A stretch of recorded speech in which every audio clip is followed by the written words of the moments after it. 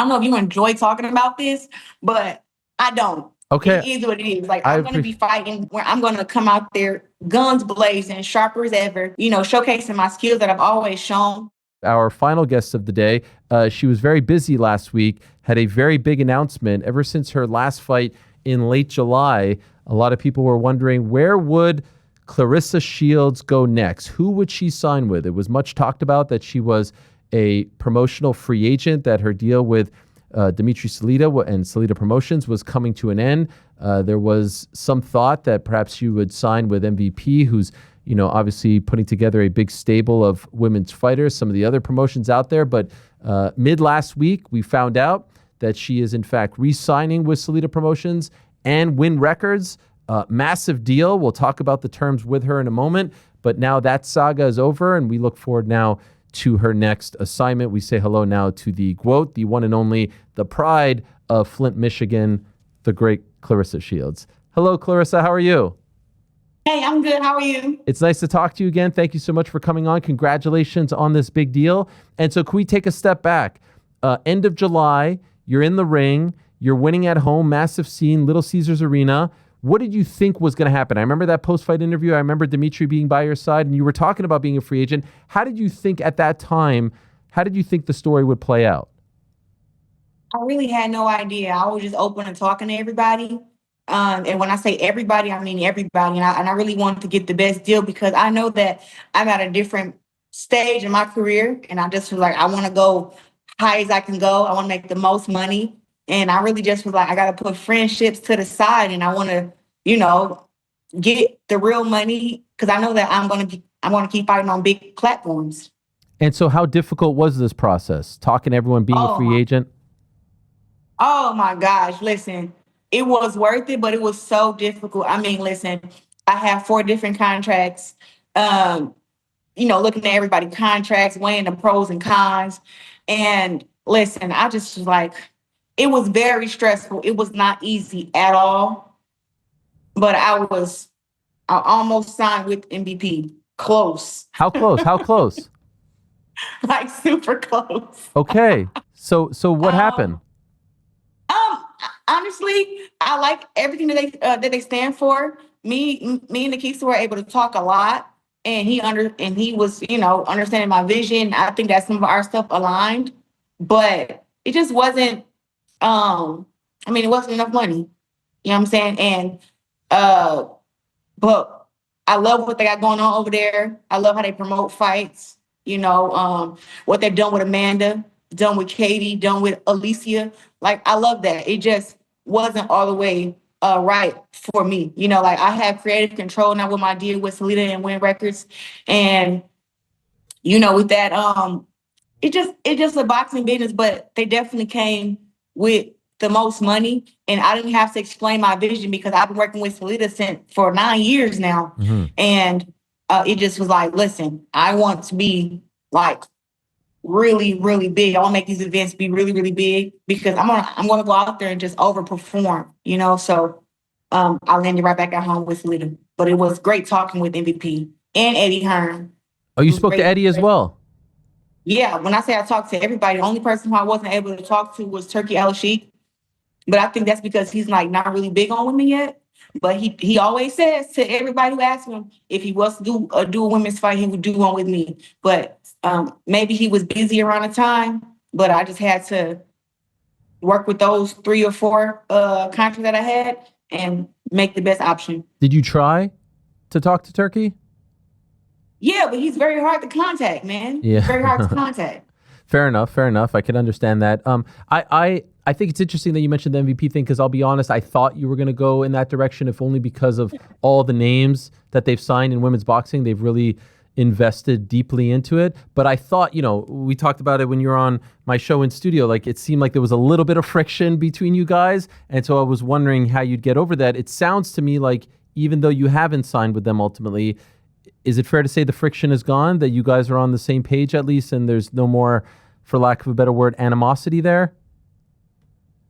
For now, you never know what's going to happen tomorrow. Right. who will say or who will do what. But up on my end, I'm very happy with my decision, and I'm happy to be able to talk with Nikisa and to have conversations and just to see where our falling out even started at. And I feel like we mended it, but you never know. Somebody may come out tomorrow and say something I don't like, and then I'll say something that they don't like, and then we're back beefing again. But MVP had a lot of girls who I do want to fight. They recently just signed Miller. They have Shadaysha Green. They have Savannah Marshall.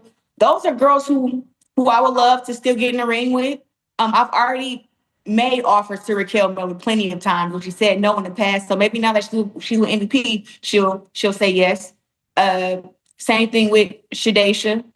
And we already know I beat Savannah. So, but I mean, a rematch wouldn't really be too bad. So, I mean, they got a good stable, and people who are, just because we're on different sides of the street, don't mean that we can't fight. We can still make those fights happen. Okay, I'm happy you say that, because this is an MMA where if you sign with one promotion, you can't fight someone under another umbrella. This is boxing, right? And look, MVP did Taylor Serrano twice, and Taylor's a matchroom fighter. And so I was going to ask you, the first time they were, actually, I guess the first time they were a part of it. Yes, you're right. So 3 times. I forgot that was a matchroom card. These other 2 times were an MVP card, but fair enough. Okay. The point being, to me, I thought the most interesting fight for you right now is you versus Shadaysha because of the history there and the backstory and whatnot. And so I'm wondering if you get the impression that they will still be open to co-promoting with you and Selena, despite the fact that you didn't sign with them. What is your impression? I think that MVP thinks that Shadaysha can beat me, which they have all the right to think that. But it's not going to be a hard fight to make. If I'm being honest, to make with any of the girls, I don't think that me signing with Selena will do anything to mess that up. And then, I mean, I don't know what's wrong with the boxing world, and I mean this in the most sincere way. Even though Fran John has kind of switched up and she acting how she acting, but Fran John beat Shadaysha. So I don't know why people want to overlook that and say styles make fights, and why won't you fight Shadaysha first? It's like, so I'm supposed to just forget about Fran John like she didn't beat her up. It's like she deserves an opportunity too. I mean, anybody that want to get beat up by the GOAT can fight the GOAT, right? But it's like, we cannot ignore that Fran John is better than Shadaysha Green. No matter who she signed with, Fran John is the better fighter. Those girls fought. Fran John won. So when it comes to me, it's like, I'm going to pick, who I want to fight for one at the time. But it's like, what makes y'all think that she's so much better than Fran John and Fran John beat her? Like, that's disrespectful to me. I think there's a couple of things at play here, and maybe I'm wrong. I think, number one, you fought Fran John in your debut and beat her. So at least this is like a fresh matchup. And I think that Shadaysha's win over Savannah kind of propelled her to a point where that was the highest profile win of her career and the best opponent that she's ever faced. And I don't know if Fran John has a win over a fighter that's of that caliber. And so I feel like it's not clean, but I think those things are at play here. We're not going to act like Savannah just washed Fran John. That fight was close. I was there in person. No, I know, but you see, like, it's not like 1 + 1 = 2. It's very complicated because you beat Fran John, like, Shadaysha beat Savannah, Savannah beat Fran. Like, it's just a weird one. Yeah, it's a weird one, but I don't like they try to ignore the fact that happened. That's fair. I don't think that's. I'm not ignoring it. I just think that there's some spice to the fight, and I think a lot of people are. I mean, but listen, I got enough time to fight everybody. So yeah. It ain't really no big deal about who I fight first or last. It's not a big deal. So the terms are as announced at the press conference: $8 million for 2 years with a $3 million signing bonus, right? Yeah. How many fights are required to happen in those 2 years? 4. So 2 and 2, or it doesn't matter. Like, it doesn't matter. What do you mean 2? Like, does it have to be 2 2 next year and 2 next year, or does it matter? Does it not matter? Yeah. I mean, that's good math. Or if it just I do 3 fights next year and then fight 1 the next year. I mean, however we can get four fights in within 2 years. Honestly. Okay, and do you know when your next one is? We still getting that figured out. It's so much going on in women's boxing right now. So many different players. So we just getting that figured out. But it'll be an announcement probably about 2-3 weeks. Soon as we get somebody to sign a signature, then we'll make the announcement, do the press conference, and go from there. Do you have a preference? When, where, and against who, if it was up to you? You're the boss. It was up to me? Yeah. Well, one, My dream is to fight at T-Mobile Arena in front of 25,000 and be the main event. That is my ultimate dream in boxing. I think once that's accomplished, I probably be like, all right, now I can retire, I guess. No, because if that happens next, you still got a lot more to do. Right. So I'm just saying, like hypothetically, like, Sure. but I would love to fight there. But my next fight, I don't know if I want to fight. I know I want to try a different arena. So I love fighting in Detroit. I want to fight at the Barclays. I already said T-Mobile. So wherever we land at, I just know that I'll be prepared to fight and ready to, showcase my skills. Okay. And an opponent, if it was up to you, would it be Franchon? If it was up to me, which it is, Yeah. It doesn't really matter. It doesn't really matter. If it's Franchon, if it's Shadesha, if it's Miller, if it's Michaela, it don't really matter. I'm just letting the team do their job. I'm just in the gym training, getting ready, and trying to become faster, stronger, and smarter. That's all I'm trying to do inside the gym. The name we haven't mentioned and the one that's garnering the most attention, as you know, is Laila Ali.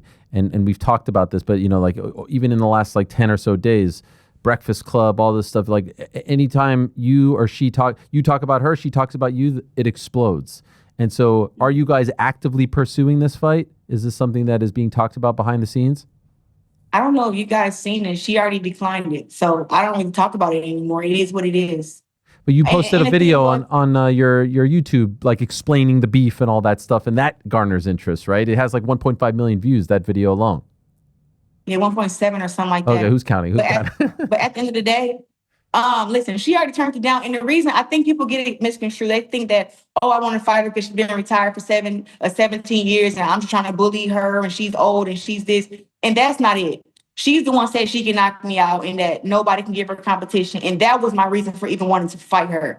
Now that it's been 8 years and it's over with, listen, she said no, perfectly fine. That is A-okay. It is other girls who are better than her, who are active, who I can fight against. Do you think that she said no because of the money, or do you think she just actually doesn't want to fight you regardless of the payday? What you just asked me? Do you think that sometimes you say no because you want more money, right? Do you think she wants to fight you but just wants more money, or do you think she just doesn't want to fight you, period, at this point? I've been in boxing 20 plus years now, and I've been pro for 9 to 10 years. And you don't say no to a fight that you want if you want more money. It's called negotiate. So there is she doesn't want to negotiate. She doesn't want to fight. And like I said, that is so beneath me now. And it's been beneath me. You know what I'm saying? I pulled her card. She said no. She may hate documentaries. It is what it is. But your girl just signed for $8 million. $3 million signing bonus. And I'm excited to get back inside the ring and show everybody why I got this big lucrative deal, because I'm that girl and I am the greatest woman of all time. When you say you pulled her card, what does that mean? You called her bluff, basically? She was talking and then you there said, you go. Yeah. There you go. So you made her an actual offer? Yes. And how much was it for? You've seen the offer. Everybody's seen it. It was $15 million. Okay. For one fight? Just me and her. That's what she wanted. Yeah. That's what she said. And what did she say? Ariel, you know what she said. I want to hear from you. I don't know what she said. I didn't talk to her about it. But did you watch her hate documentary? No, I didn't, to be honest. Okay, well, she said no. I know, but what was the reason? I was wondering what the reason was that she gave you. Honestly, I didn't look into that. Okay. No, but in the negotiation, did she say no just via YouTube, or did she actually say no to your people? From her people came, she's busy with this, busy with that. Okay. She'll get back to her whenever she can. And I guess the getting back to us was her making her YouTube hate videos. That's weird. Which came straight from the horse's mouth, which, like I said, it is fine. I don't know if you enjoy talking about this, but I don't. Okay. It is what it is. I'm going to be fighting, January, February, or March against a very sturdy opponent, where I'm going to come out there guns blazing, sharper as ever, showcasing my skills that I've always shown. I've actually got time now to where I can let some of my injuries heal up. and actually get back to training how I used to. So I'm super excited to go into a fight finally, not having no injuries. My last two fights, I was injured very bad, but I still went in there and showcased what a GOAT can do. And I'm just ready to get back inside the ring and just continue to be great. You know what I'm saying? Just to be 100%. Selling out arenas, 16,000 people, stuff like that. Yeah, no, 100%. And just to be clear, and we'll move on. You're 30, she's 47. She hasn't fought since 2007. I don't have much interest in this fight. I was like, honestly, I would much rather see you fight Shadeja, Franchon, Michaela Mayer. Yeah. It was as you should. 100%. I just could. I looked at the numbers on YouTube of people, and clearly that's a sign that there's interest. I was like, holy shit, this is a sign that this. Look, there's no interest up on my end. Look, all you gotta do is tell me no, and that's it. First of all, nobody turns down that much money. I wouldn't do it. It's just not a thing that people do who want to fight. You know what I'm saying? I got you. I don't understand the whole conversation, but at the end of the day, I'm still gonna make that in my career. I'm still making more money than she's ever made in a fight. And I'm gonna continue to do that. Like, $8 million deal for 2 years is great, but I want to make it to where the girls coming up after me, can make $25 million deals and $50 million deals. So that's what I'm trying to get to and show them like a real blueprint, because there is a blueprint to make a lot of money in women's boxing. You just have to learn it. Mm-hmm. The Michaela one is really interesting, given your Olympic background and whatnot. Oh my God, Michaela kicked Mary Scream's ass. Oh my God. Were you surprised? I was so geeked. I'm like, oh my God, freaking Michaela came out there like a monster. Like, she was driven. She's like a mad woman. I was like, oh Lord. I mean, after the fight, Mary Spencer was like, what the hell just happened? It was great. I love seeing it. So you like this fight? You like this idea? No, I do. I do. I think, 160, 154 for me and Michaela would be fair. I have been at 160 in the past 2 years, but I mean, you know what I'm saying? If that's a great fight and she's ranked number 3 on a pound list now, so I mean, like, that'd be great to fight another fighter on a pound list, knowing that we both have Olympic background, went to the Olympics together, have been around each other majority of my life. People don't know, but TMI, but Michaela taught me how to wear a freaking tampon when I was 16. So just being able to share the ring with her will be great. And I think it'd be great for women's boxing, to be honest with you. You mentioned the Olympics, by the way. So you did mention last week the 2028, the desire. Do you think this could happen? Yes. Do you think this could happen, really? And wouldn't that, there's no money involved in that, right? So now you're on this trajectory where you're making big money. That would pause it for a minute as you prepare, as you kind of relearn. It's a different style, right? The amateur boxing, Olympic boxing style. Very different. Yeah. So it's very different. Would that make sense financially for you? You've been there, done that. You won 2 gold medals. Well, some stuff you have to do for the history of it. It's not really about the money. I love representing America. When I went to the Olympics, I love wearing that USA on my chest and being able to just represent my country and to fight for us, and it's one of the highlights of my career. To be able to go to the Olympics one time to win a gold medal was great, but I've done it 2 times. And, to have an opportunity to go and do it again, listen, I've hit up USA Boxing, I've hit up everybody, and I've let them, man, why the heck would they do that? What happened? Someone called you? Yeah, and they know I'm on the interview. That's crazy. It's all good. We still see you. Yeah. Yes. But no, but I would love to go back and represent my country and just being able to go for a 3rd Olympic gold medal. And hey, I'm the last person to win Olympic gold medal for the USA in boxing. 2012 and 2016. So hey, if the opportunity came and it was a way, which I think it is, I would love to go through the process and do it. Wow. That would be a spectacle. That would be something. And much respect to you if you do go down that route. Can I ask, because you're very smart, you're very in tune with the business side of things. Have you been paying attention to this Ali Act stuff about, Yeah, I have. How do you feel about all of that, potentially changing this? I think that the Ali Act is what protect fighters. Giving us the knowledge to know, one, our deal structure with our promoter, and then to knowing what's the revenue and what's this and what's that, making sure that we're getting paid fairly. So I don't think that it should be changed. And I think it's a little crazy. You know what I'm saying? But I feel like boxing has become like a thing where it's hard to make fights because these guys want certain kind of money and stuff, and I think that they want to put rules and laws in place to where they can like force these fights and then also keep majority of the money, which I think is not good for fighters, especially of my stature. So I don't think it should be a limit on how much we can make or whatever. But hey, I think that's just with Dana White in the Riyadh season thing, right? Yeah, Zuffa Boxing, they're calling it. They're starting their new promotion. You said you talked to everyone. Did you talk to them? No. I mean, listen, I'm not a beggar. And I've never had to beg for anything. So I let everybody know after my fight, I was a free agent. I let it be known. I was big on it.